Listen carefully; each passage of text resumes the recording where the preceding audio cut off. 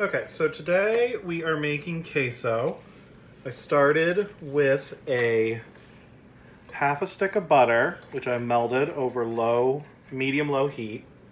And to that, we're gonna make a roux. But before we add the flour, I'm adding about a tablespoon of chopped garlic and about half of a jalapeno chopped, seeds and ribs removed.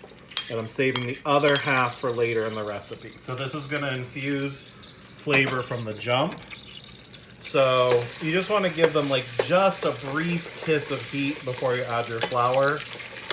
And then this is going to sort of add the garlic and everything early on.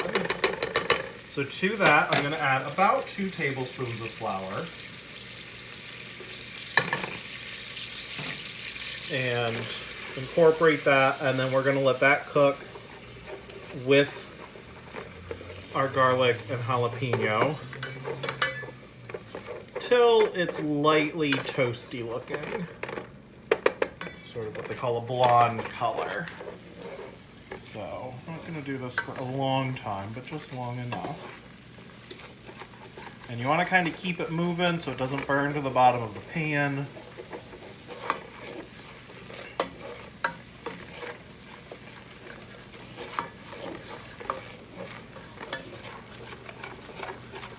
Okay, I'm going to turn the heat down a little bit because we're going to introduce milk once this is just a hair more colored.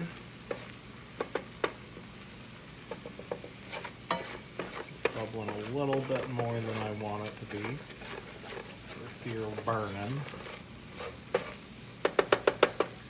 Okay, so now we're going to add about 1.5 cups of milk.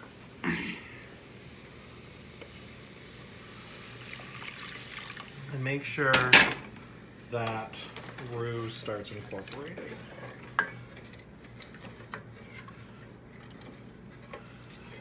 So we're gonna babysit this till it starts to thicken up a little bit. Shouldn't take too long. It's not a huge amount of liquid, so probably, maybe 5 minutes. So, okay, so 5-6 minutes or so have passed. You can definitely see how it's gotten thicker.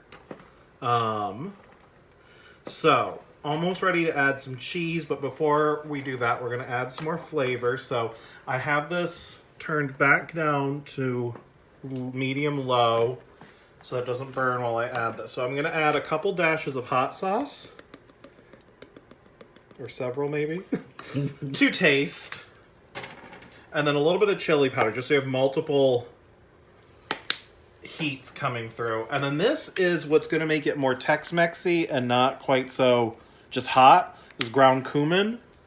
So you're probably looking at about a teaspoon or so shook in there. And then just a little dash of salt and some black pepper. I don't know that any of that's traditional, but that's how I make mine. So then we want to get that incorporated before it starts to burn or anything. And then that will really flavor the sauce base.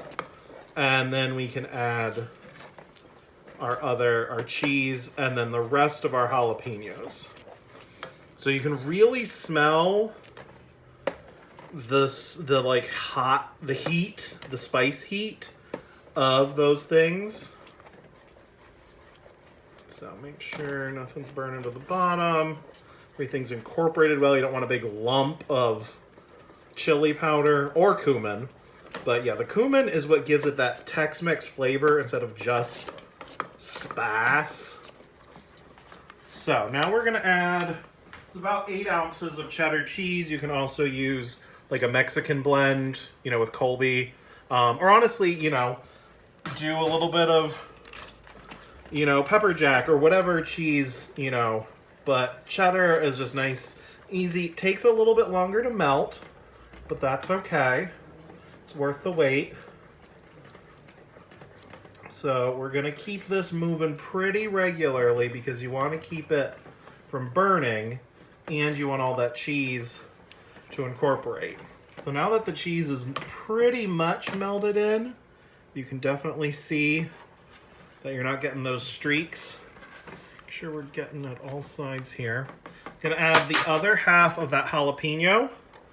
So I like to add some at the end so that it doesn't cook out all of the heat from it the way that it can with what we added at the beginning. It also is a brighter, more verdant green on in the sauce.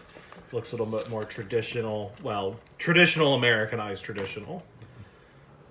Okay, so that is the queso. Now let's show you how to put together nachos my way. Okay, so we are going to assemble nachos the way that I like to do it. I like chicken. So what I did is I just roasted off some chicken with a simple, well, not that simple, a Tex-Mexy kind of marinade of lime juice, cumin, chili powder, oregano, salt, pepper, garlic, onion. And then I did 3 breasts because we're going to have some later, so you're not going to need all of this. And just kind of like pull it apart like this. If it's still too hot, go ahead and use a fork to do it, which is what I did initially, but some of these chunks are a little bit big.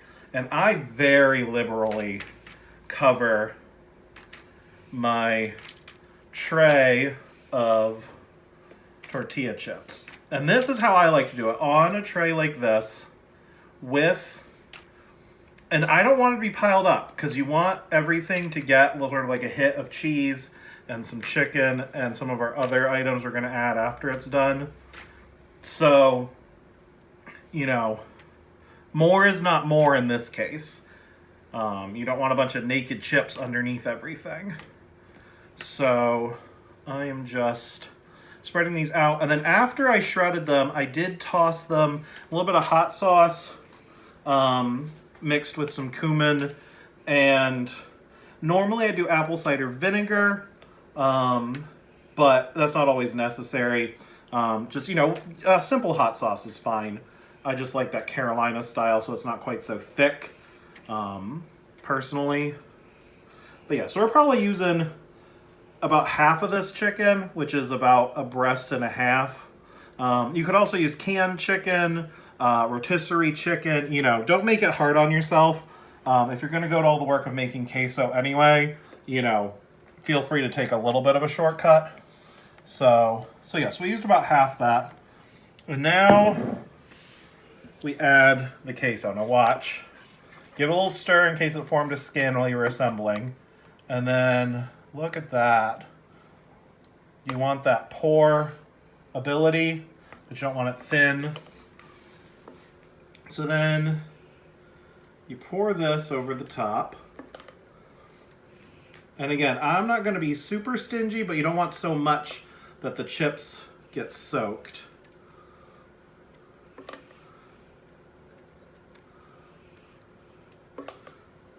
And I think I'm going to have some left over, and that's okay. We will save that and reheat it for another day.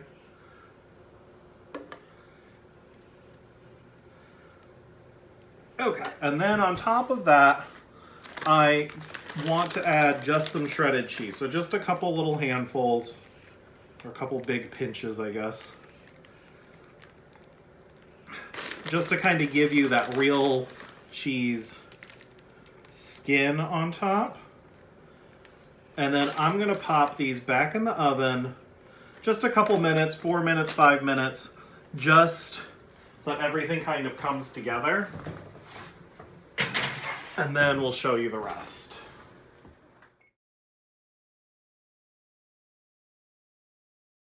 Okay, as part of our nacho extravaganza, I am making corn salsa. It's based on the salsa you can get at like Chipotle and other Mexican places like that.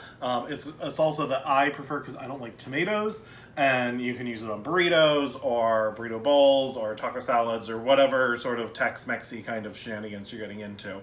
So what you're going to need is, this is about half a bag of frozen corn. In the summertime, I usually use fresh corn, 3 to 4 ears, cut the ears off. It's really good if you grill it first, but since this is February, we're not doing all that ganj. So I've got a chopped jalapeno, seeds removed, I have a shallot or purple onion, about half to quarter of a purple onion. Either one is enough. And then this is a big handful, well, not a big handful, a decent sized handful of cilantro chopped up. So all that just goes in with the corn.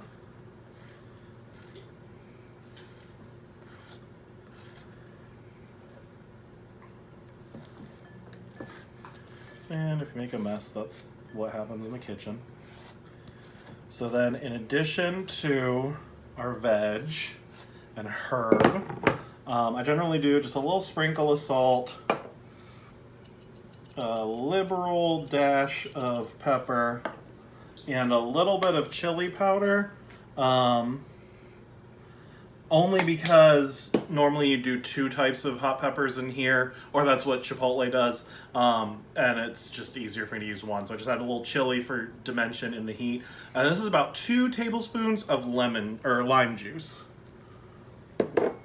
So it's pretty simple. You know, it's just a matter of cutting all those things and then mixing them together, and then stick it in the fridge till you're ready to serve.